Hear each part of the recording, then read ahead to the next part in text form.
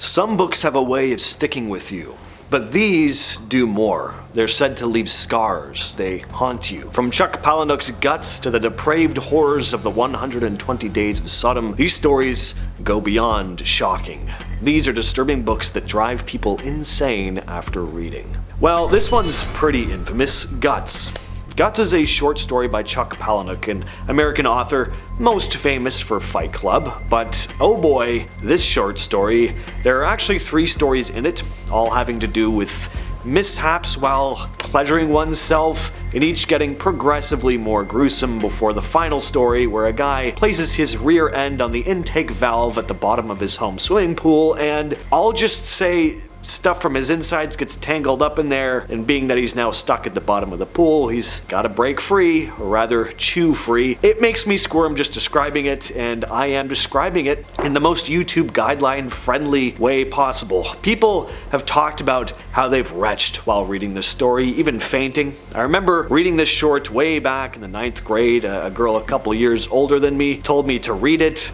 She was an interesting person, to say the least, and the story always stuck with me. Wish it wouldn't. The 120 Days of Sodom. To some, this story needs no introduction. To others, my gosh, you're innocent. Please, just stay that way. Now, most people are familiar with the film adaptation, but it changes some things from the book. Still just as sick though, or actually, I don't even think it is as sick. The book is way worse. The novel was written by French writer Marquis de Sade in 1785, while he was imprisoned. It wasn't published until 1904, when the manuscript was discovered.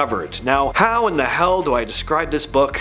The plot follows 4 very rich and very awful men who retreat to a remote castle with a group of kidnapped individuals, and then they embark on, I'll just call it, an extremely disturbing study of human depravity. The book is divided into 4 sections, each one more deranged than the last, and it starts out worse than you're thinking. Let's just say this book is often described as unreadable, and that the word sadism actually originates from this writer's name, Marquis de Sade. So if that doesn't give you a clue as to how disturbing this story is, I don't know what will. Well, nobody said I couldn't cover any manga on the list. Still counts as books to me, and if you want the king of horror manga, look no further than Junji Ito, often referred to as the Stephen King of manga and anime. The stuff this guy comes up with is just insane. I don't know how he does it. His stories are strange, surreal, some have this dark humor to them, but almost all of them hit you on this deep, visceral level. He has too many creepy tales to cover in this one video, but this one's pretty messed up. Layers of Fear. This short story was released as a one-shot in 2017. It was also featured in the anthology anime series Junji Ito Maniac. The story here is that there's 2 girls who live with their overbearing mother. One day, the 3 of them get into a car accident, and the younger daughter, Remy, has her face severely damaged. When they bring her to the hospital, though, the doctor makes a horrifying discovery. After performing an x-ray of her head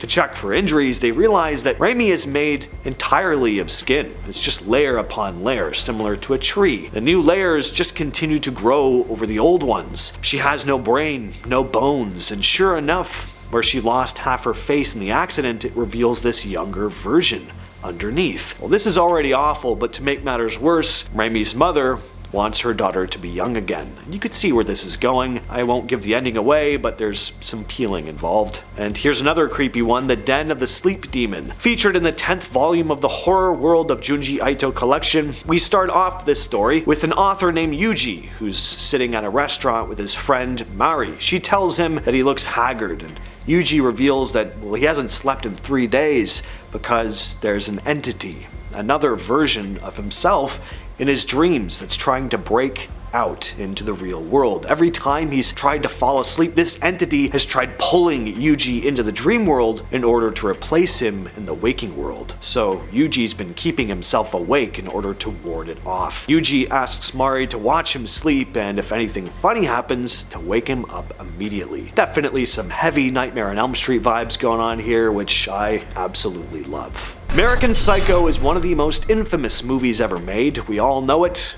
But the book it's based on by Bret, Easton, Ellis is equally as controversial. So controversial that it was banned in several countries and sold shrink-wrapped in others. Published in 1991, the book follows Patrick Bateman, a wealthy Wall Street investment banker in the late 80s, who also happens to be a sadistic serial killer. The novel takes you directly inside Bateman's head, and that's where the real horror lies. First glance, Bateman seems like just any other shallow, material-obsessed yuppie. Actually, nowadays, a lot of what he says sounds a lot like one of these kind of red pill self-help gurus you see online, which is concerning, but Bateman spends his days analyzing business cards, obsessing over his skincare routine, and giving long-winded monologues about 80s pop music. But as the story progresses, his mask starts to slip, revealing the other side of his life. Graphic, brutal killings that he describes in sickening detail. As Bateman's mental state unravels, you start questioning whether everything he's describing is actually happening or if he's completely lost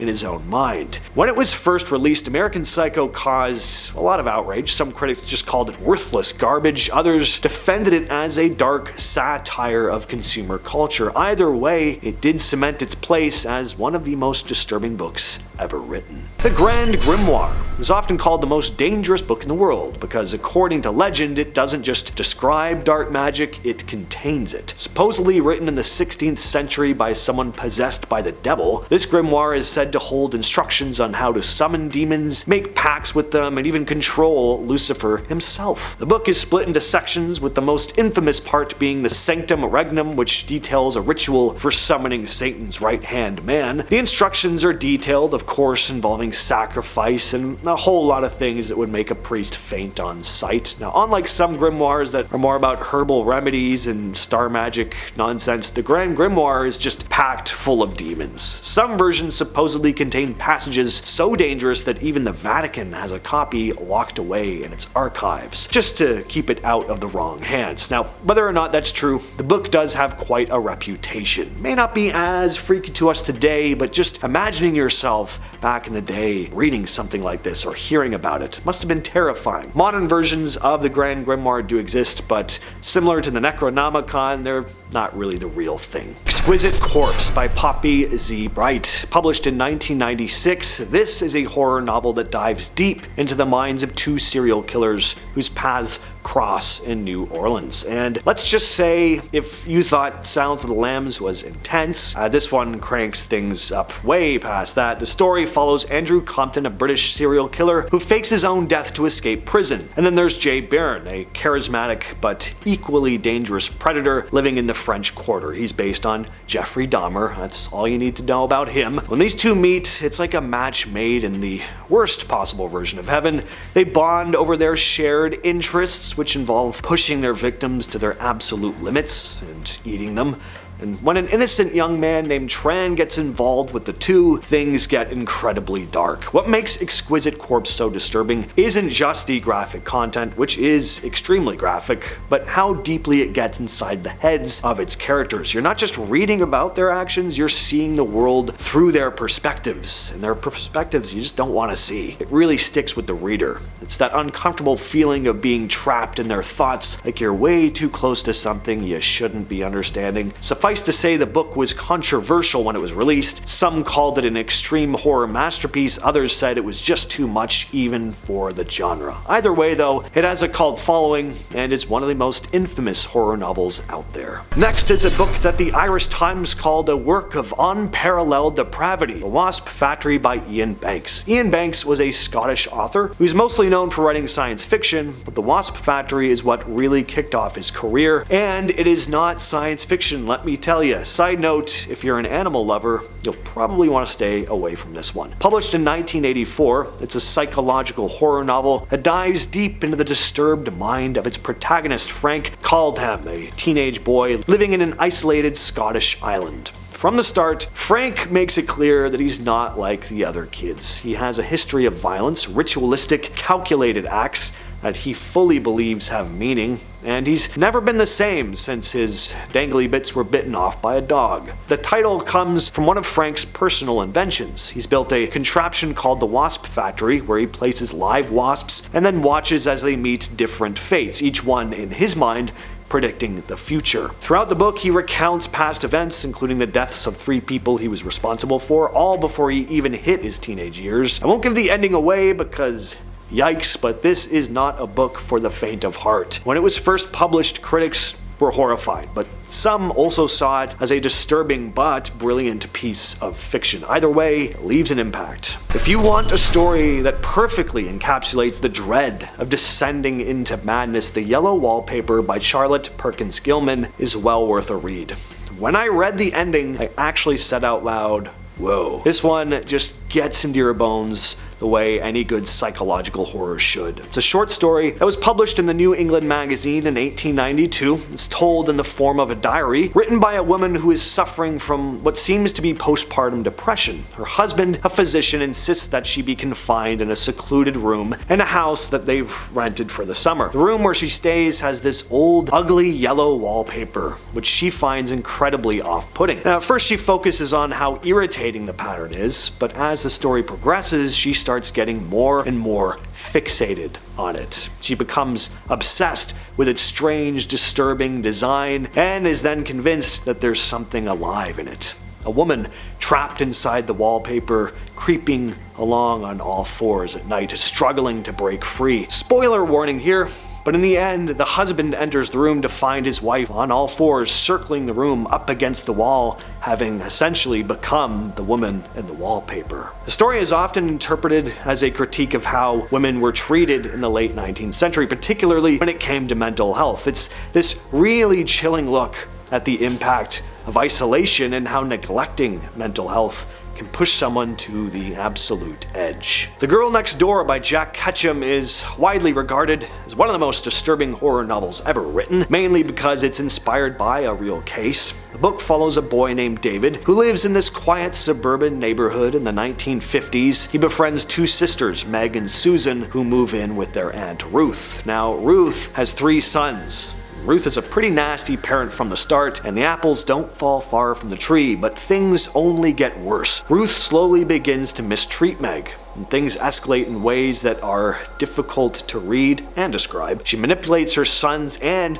the neighborhood youngsters into participating, turning the sisters' new home into an absolute hellhole. The story is told from David's perspective. He's both a witness and a bystander. He's caught between his conscience and the pressure of the group. And many readers have said this is just one of the hardest books they've ever read, with some even putting it down before finishing, and I can't blame them. While I haven't read it myself, I did read the plot synopsis, and eesh. I don't know what government list I'm gonna get put on Googling all these books, but I kind of feel like Nicolas Cage in 8mm right now. Probably 2 people are gonna get that reference. Now we need to talk about Kevin. That's the title of the book, by Lionel Shriver. It's a pretty chilling novel told through letters written by Eva, the mother of Kevin, a boy who commits a horrific act of violence at his school. The story unfolds as Eva reflects on her troubled relationship with Kevin from his early childhood to the lead up to the event. She grapples with the guilt of being Kevin's mother, questioning whether his violent tendencies were a result of her parenting or if he was just bad from the beginning,